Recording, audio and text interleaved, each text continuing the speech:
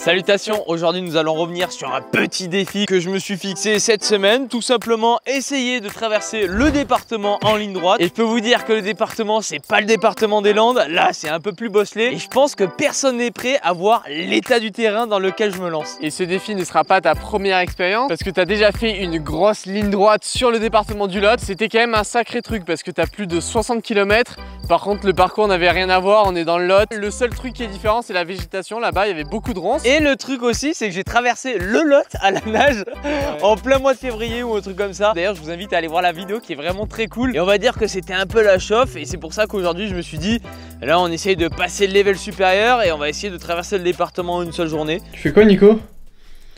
Là, je regarde un petit peu, j'analyse la ligne droite de demain. Là, en gros, j'ai tracé une ligne droite sur Géoportail. Là, le problème de demain essentiel, plus que les barres rocheuses et tout, il y a 2 barres rocheuses normalement, mais que je pourrais un peu esquiver, etc. Et le deuxième point, c'est les lignes de chemin de fer.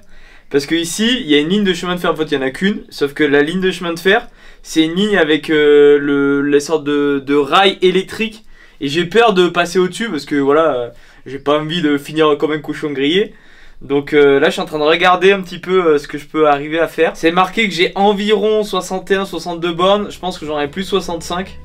On verra bien avec les petits détours que je fais. Mais bon, ça va être archi agressif quoi. Pour info, on s'était fixé une limite horaire sur 12 heures à peu près, qui donnait 5 km/h. On s'est dit, en vrai, 5 km/h, ça doit être faisable. Ouais, il y avait à peu près 3000 mètres de dénivelé. Et il y avait aussi 5000 mètres de dénivelé négatif. Donc voilà, je me suis dit, en vrai, là, il y a quand même moins de friche que dans le Lot. Certes, ça monte plus, mais franchement, il y a moyen largement de faire les 5 km/h. Et donc, c'est pour ça que j'avais le choix entre tracer une ligne petit joueur, on appelle ça, vraiment entre les 2 petites frontières de département. Là, je crois que j'avais genre 30 bornes. Nous, on n'a pas de petit joueur. Et donc, j'ai dit à Juju, il faudrait quand même que je trouve un intermédiaire parce que, pareil, traverser le département dans le sens de la longueur, ça faisait genre 100 bornes, un truc comme ça. Ce qui était plutôt pas mal. Et là, le projet, c'était pas se détruire la gueule, c'était d'essayer de faire un défi sur une journée et pas passer plusieurs jours. Donc j'ai choisi l'intermédiaire, c'est à dire que je me suis dit, pour le beau jeu, on va monter au Puigmal qui est à 2900 et des poussières, et on va aller se rendre de l'autre côté du département à environ 60-65 bornes sur un autre pic. Et là, ça aurait été très cool à joindre. Et c'est donc sur cette idée que j'étais parti. Pour ceux qui se demandent comment je fais pour aller suivre une ligne droite, donc en gros cette ligne droite, je la fous directement sur Coros. Et en fait, je viens la récupérer, hop, ici, trace.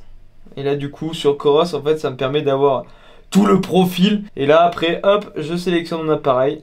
Et c'est directement transféré. Je vais vous montrer ici ce que ça donne parce qu'en fait, la trace était tellement ignoblement longue que sur la montre ça buguait carrément et genre comme c'est une ligne droite, je pense que la montre elle acceptait pas. Et donc une fois que vous l'avez mis sur la montre, bah, ça fait comme sur Google Maps, je sais pas s'il y en a qui utilisent ça ou Waze ou n'importe, ça vous fait une trace directement. Là en l'occurrence j'ai fait une petite ligne droite jusqu'à l'autre bout et comme vous pouvez voir ça me fait une vraie ligne droite bien visuelle. Et en gros bah voilà, je peux zoomer, dézoomer. En plus j'ai la carte avec tous les différents dénivelés et en plus de ça sur chaque changement de direction bah ça bip, donc en fait pas moyen de se perdre. Et c'est parti, direction la ligne droite. Et donc on se retrouve demain à 4h45, on peut dire tout à l'heure, il est 20h. On se retrouve tout à l'heure à 4h45 du mat pour aller direction le Puigmal qui est à 30 minutes de route. C'est parti.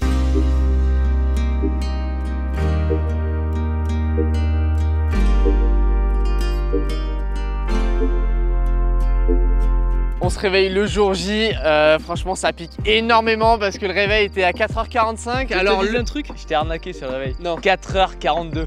Ah ouais, ok. Donc ça c'est vraiment terrible, coup dur. En tout cas le projet du jour c'était à peu près d'être en haut du Puigmal pour le lever du soleil. Alors on savait que de toute façon on n'allait pas y être exactement parce que le lever du soleil il se levait à 6h15 et nous on allait plus y être vers les 7h du matin. Donc là on embarque tout dans le véhicule et direction à 30 minutes de route sur la dernière possibilité véhiculée du Puigmal, c'est-à-dire à 2000 mètres, environ 2100, même pas 2100 je crois. Et du coup pour monter là-haut il nous restait 850 à 900 de dénivelé à monter, sachant que là c'est pas compté dans le défi, hein. Là c'est durable. Là c'est durable, tout pour juste plaisir. En haut pour que ça soit stylé pour vous. Ça c'était pas du tout compté dans la ligne droite. Bah, on est arrivé là, je me suis paré comme jamais. Putain, je suis suréquipé, c'est un truc de fou. J'ai même pris, alors ça pour ceux qui se demandent, c'est pour tout ce qui est petit arbuste.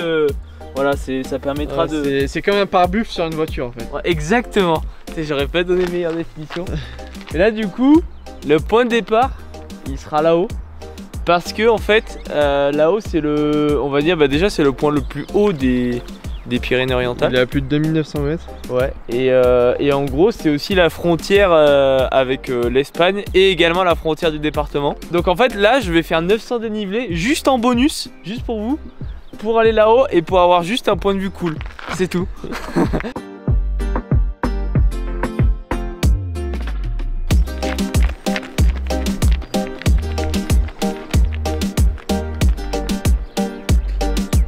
Faut se dire que ça c'est l'échauffement, donc voilà, on y va très mollo. Par contre, des conditions idéales, un beau ciel bleu et surtout très peu de vent, ce qui est chose rare. Comme vous avez pu voir là, je pense sur la vidéo, il y a quand même pas mal de vent aujourd'hui. Ouais, donc c'était super sympa, on monte tranquillement, on met environ 50 minutes à monter là-haut.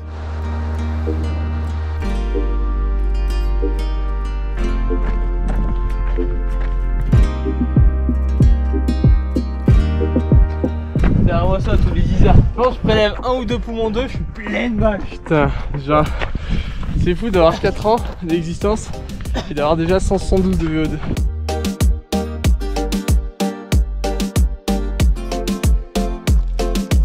Et puis quand on arrive au sommet, déjà on profite un petit coup quand même, c'est important. Et on se reconcentre directement sur la ligne droite. Alors là, l'objectif c'était déjà de voir avec nos yeux où était à peu près la direction. On vient d'arriver en haut. Donc fin d'échauffe. Franchement, pour les conditions, tu vois, là je resterai bien ici, tu vois. Bah non du coup, tu dois aller vraiment là-bas.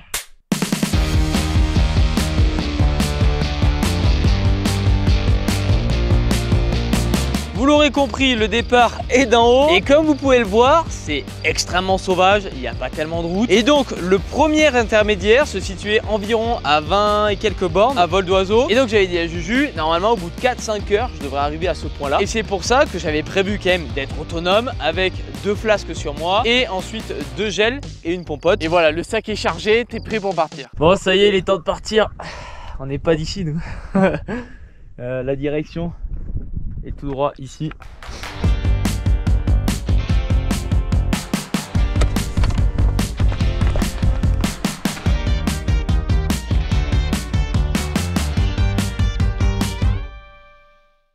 Donc là ça part directement dans le Pierrier. Franchement ça passe crème comme vous pouvez voir. Je suis à l'aise. Le sanglier est à l'aise dans le Pierrier.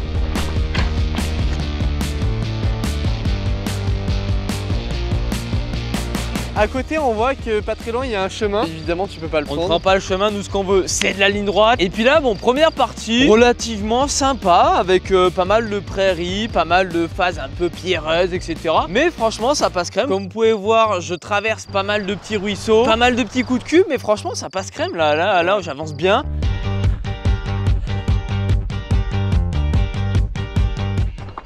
Putain, l'Isard, il est aberré, il est là, mais what? Comment c'est possible? Il y a un clampin qui est en plein milieu de la friche là. Qu'est-ce qu'il fout là ce con quoi? Alors ça.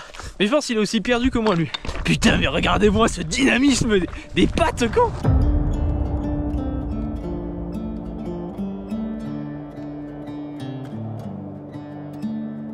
Dans un premier temps, au niveau du dénivelé, tu avais donc cette longue descente pour arriver un peu en bas. Après ça, tu es arrivé sur un replat un peu en plaine. Franchement, là, ça courait bien. C'était vraiment bon signe pour le reste du parcours parce que là, tu es quand même bien en avance sur les 5 km/h.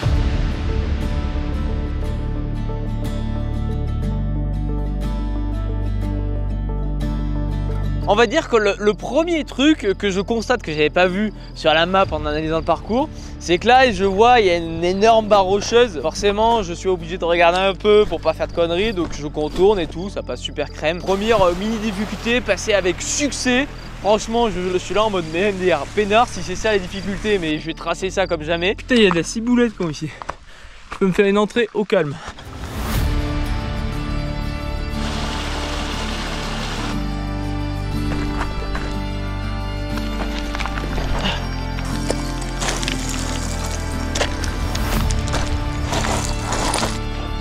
Premier passage. Oh le bordel. Putain, là où c'est le plus facile, je me casse la gueule quoi. Premier passage nerveux réussi. Avec succès. C'est une série de plein de petites barres rocheuses. Donc j'ai bien fait de passer à côté quand même. C'est assez agressif. Et là quand j'arrive au niveau du lac, c'est la partie que je craignais un peu, la première partie que je craignais un peu. Et je me dis, bon en vrai ça n'a pas l'air si dégueu que ça.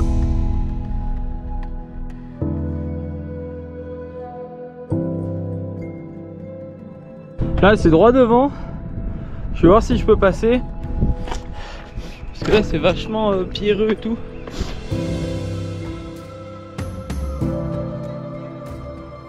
Bon, bah au final je vais descendre. Parce que là en fait il y a une énorme barre rocheuse plus loin. Donc je pourrais pas passer au-dessus. Et flemme quoi, je dois descendre tout en bas, faire tout le tour et remonter là-bas. Ouah, c'est hard. Comme vous pouvez voir, là ça commence à être le début du fiasco. J'arrive, il y a une maxi falaise au-dessus et tout. Je suis là en mode, oula, comment je fais? Et heureusement, je choisis de descendre un peu et je suis sur une sorte de terrasse qui me permet de traverser un peu tout ça. Et par contre là, va s'enchaîner une grosse zone où, comme vous pouvez voir, j'alterne entre des pierriers, des phases complètement sous-roulantes, des phases où je suis obligé de me poser, de réfléchir un peu où c'est que je dois passer pour pas mourir.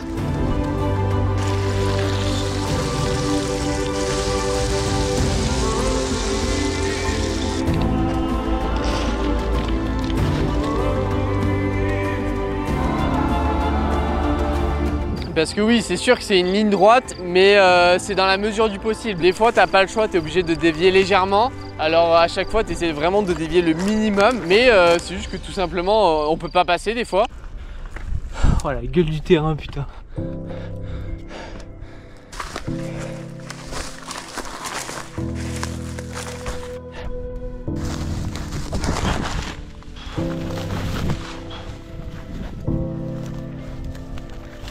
Et là ouais, j'enchaîne une partie où je crois que pour faire 2 ou 3 bornes, je mets genre 1h30, un truc comme ça, c'est un truc de fou. Donc là ça fait un peu mal au mental, tu regardes la montre, ça avance pas. Et là au bout d'un moment, j'arrive sur une sorte de brèche, je passe de l'autre côté comme vous pouvez voir, et là je me dis, ah enfin, j'ai fini cette partie de merde, ça y est, je commence la vraie partie qui pour moi normalement comptait bien avancé jusqu'à arriver au-dessus des gorges. Je viens de plus loin que là-bas, bien plus loin que là-bas.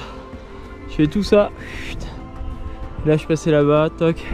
Là je vais descendre, je pense très rapidement sur les gorges là. Et tant mieux parce que putain, c'était marqué que c'était globalement plus descendant que montant, mais là c'est beaucoup plus montant que descendant. Et là comme vous pouvez voir, une fois que je traverse ce pierrier abominable, je rentre dans des sortes de friches ignobles. Où là en fait c'est des buissons qui sont à peu près grands comme ça. T'as l'impression que c'est des sortes de branchages qui sont au sol. Ouais en fait ils te mettent des petits coups direct dans les mollets comme ça. Ok, les gorges sont en face de moi, c'est là. Et du coup là je vois tout le village. Là il y a le village au fond où je dois aller. Et comme j'ai repéré l'itinéraire, je sais qu'il faut que je monte là-haut. Je sais pas comment je vais faire, mais il faut que je descende dans les gorges là. Ça va être vraiment le truc archi dur je pense.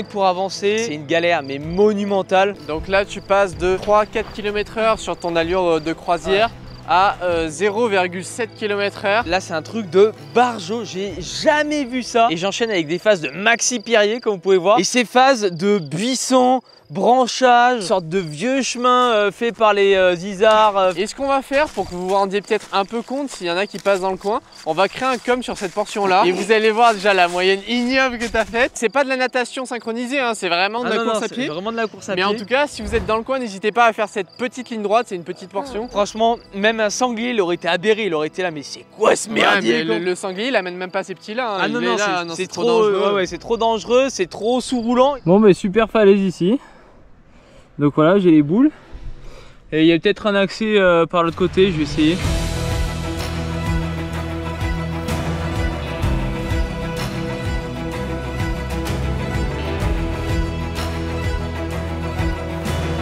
En plus j'avais son point GPS qui s'actualisait de temps en temps en fonction de la connexion. Et du coup je voyais ton point avancer. Alors au tout début il a avancé d'un coup. Et après genre il avançait quasiment pas. J'étais là alors où il a fait un AVC, il va falloir que j'aille le chercher. Mais ça c'est un peu chiant. Ou t'es juste coincé dans les buissons comme d'habitude. Mais là voilà, j'essaie de prendre mon mal en patience. Quand je suis dans le sport en général, enfin ça dépend des sports, mais en général je suis quelqu'un d'assez patient. Et puis forcé de constater que là il est quand même midi. Je suis parti à 7 h, ça fait quand même pas loin de 5 h. Que voilà, je suis dans les broussailles. Il faut savoir que le léger souci, alors pour un humain classique ça peut être assez grave, c'est que tout simplement t'as plus d'eau et t'as plus de nourriture. Bon, après ça on s'en fout. En gros jusqu'à arriver en haut des gorges, j'avais pas mal de petites sources. Donc pour vous dire, en plus des flasques, j'ai bu 3 ou 4 litres en plus. Et là la seule source que je vois, c'est une source où il y avait des vaches à balles. Et là je me dis en vrai, si je prends ça, je vais choper une maxi chiasse en spray. Pour la petite anecdote, ça n'a pas loupé. Le soir, c'est parti en couille, mais bon, bref. Mais voilà, là pour le coup, je prends pas ce risque-là. Enfin arrivé en bas, bordel. Je vais essayer de traverser même. Donc la première victoire, je me dis ok, très cool, j'ai déjà fait une première moitié lactique. Par contre tout ça t'as pris quand même pas mal de temps, il est déjà 13h30 et moi je m'impatiente un peu parce que je suis toujours en train d'attendre ta venue. Sauf que là il faut savoir dans les gorges c'est vraiment très refermé donc la connexion ne passe pas du tout. Et du coup c'était assez compliqué à planifier. Je me doutais que t'étais sûrement en train de te faire une cabane pour passer la nuit, mais je pensais pas que ça allait mettre autant de temps. Et là je traverse la rivière pour essayer de trouver un passage de l'autre côté.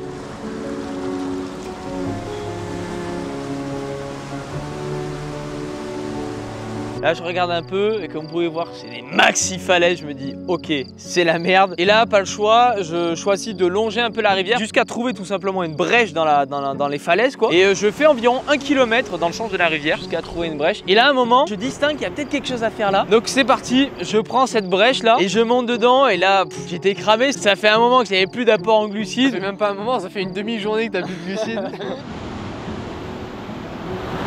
Oh le merdier. Ouais, je suis pas serein quoi.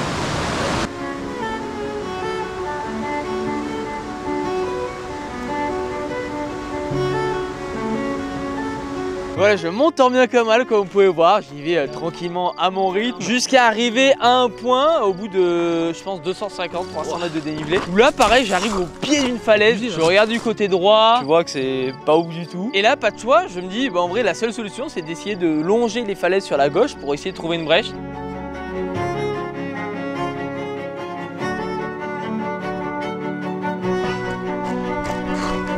Bingo, ça y est, je trouve une petite brèche. Et là, la pente, elle est ignoble, bordel. Ça devrait être interdit de faire des pentes comme ça. Ouais, mais il faudra qu'on envoie un mail aussi parce qu'il y a vraiment des trucs interdits là. Là, comme vous pouvez voir, en plus, ça glisse de fou. Je suis lactique total. L'énergie est au plus bas. Je suis en mode économie.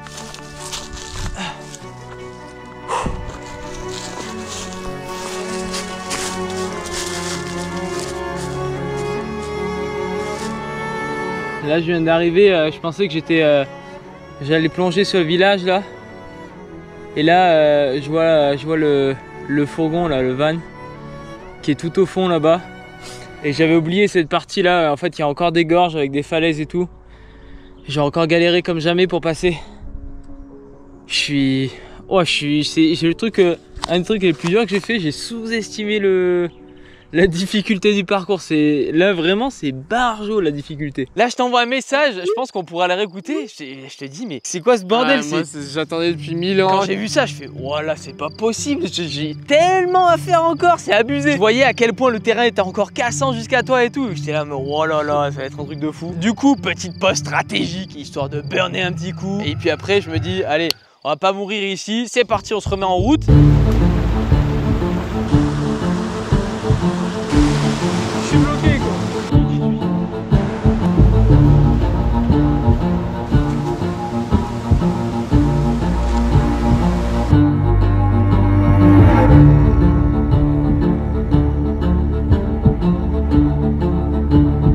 Mais bon avec tout ça j'arrive petit à petit à me rapprocher de la voiture. En gros à vol d'oiseau je dois être environ à 1 km de toi. En plus je vois que le chemin tout droit il est archi lactique, enfin ça emprunte des falaises et tout. Donc je me dis en vrai j'emprunte le bout de chemin et puis après je ferai du hors-piste le long de la rivière pour arriver à rejoindre plus vite. Et enfin j'arrive à cette rivière et là je me dis en vrai si je la longe un petit peu sur la berge de gauche ça me paraissait être pas trop mal. Rien que sur ce passage là je traverse 5 putains de fois la rivière. Vraiment c'est un passage qui dure quelques centaines de mètres. Et là j'arrive à toi au véhicule au bout de plus de 8 heures d'effort alors que j'avais prévu 4 ou 5 maximum. Ah je suis mort là. Équivalent UTMB? Ah ouais. T'arrives, il fait à peu près, moi au compteur ça marquait 36 degrés, plus sans eau depuis plusieurs heures, ouais. Ça commence à piquer un peu. Là t'as déchiré jus de raisin, d'ananas, ah ouais, je crois que sur le truc j'avais bu directement 1 litre de jus. Ouais facile hein je pense. Et donc là avec Juju on se pose la question de qu'est-ce qu'on fait? Déjà, on savait que on pouvait pas aller au bout, c'était impossible. Il était déjà 16h30 et t'avais même pas fait le quart du parcours. Ouais, et le but là, c'était pas de le faire en itinérance, hein, c'était vraiment de faire ça sur une journée. Après réflexion, on s'est dit, on va essayer d'arriver à peu près, entre guillemets, à la moitié du parcours, en ayant fait clairement la partie la plus dure du parcours. J'ai l'impression que je suis à mon 100e kilomètre. Et donc je me dis, je vais pas arrêter là, je vais arrêter au village d'Olette, qui était le dernier village que j'allais rencontrer avant d'entamer une maxi boss. C'était un village qui était un peu au fond de la vallée. À vol d'oiseau, il était environ à 4 km. Par contre, j'avais vu un peu les abords de la rivière et tout. Ouais, je m'étais dit, putain, ça va encore mettre 2 heures et tout, ça va être affreux. Bon, ça y est, je suis en partie pleine balle.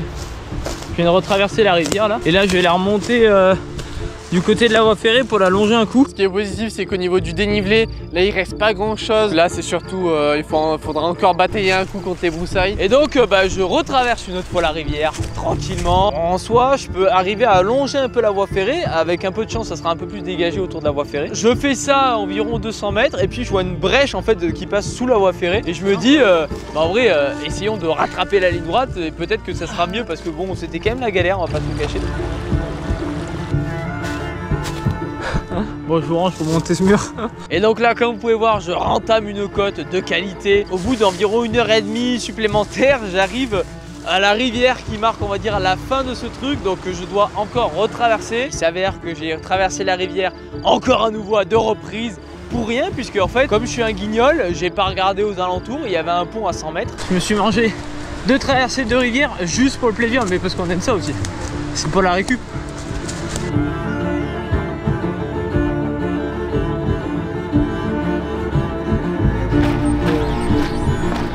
Ah, voilà, fin de périple.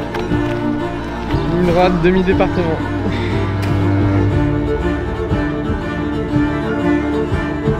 J'arrive, je suis pété en deux, putain là je suis... Ouais, comme je disais à Juju, là franchement, en termes d'effort, j'ai l'impression d'avoir fait 100 bornes sur des chemins classiques. Parce qu'en fait, mentalement, t'es obligé de rester tellement concentré pour pas te prendre une branche dans la gueule, pour faire attention de là où tu passes, réfléchir à quelle est la meilleure trajectoire, etc. Plus le fait que, voilà, il faut toujours être en mouvement du haut du corps, il faut toujours sauter, etc.